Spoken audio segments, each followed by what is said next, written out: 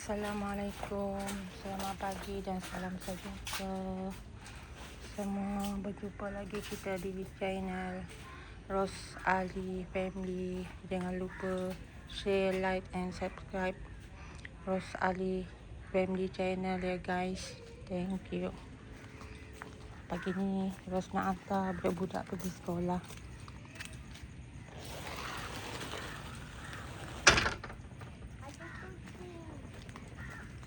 Mana?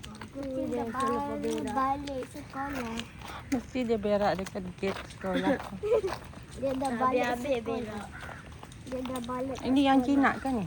Tak tahu. Okay. Jinak tu kan? Balik sekolah ke? Cing, awak dah balik sekolah? Ini bukan jinak, ini yang takut. Yang menakut lah tu. Awak dah balik sekolah Mungkin dia- ke, Cing? Mungkin dia balik mengajar agaknya. Dia shift malam. Mami yang penakut tu. Dia Dia dah dah- dewasa dah. Nanti dia berak sana. Yang penakut tu dah dewasa. Tapi jinak tu lagi macam kecil sikit. Kenapa? Bye-bye, Saya baru ada orang rokok. Bye-bye sana. Orang.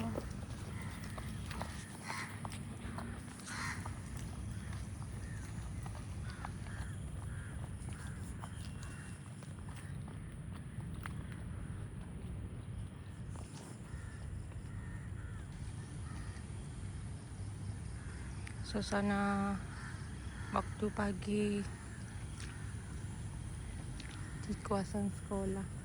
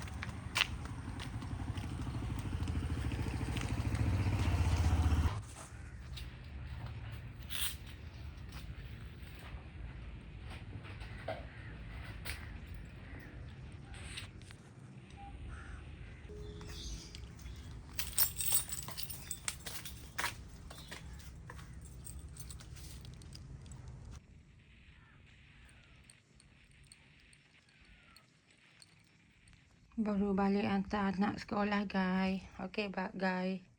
Thank you. Assalamualaikum. Selamat pagi.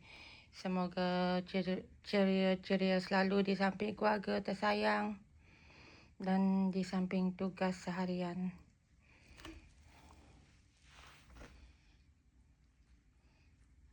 Thank you guys.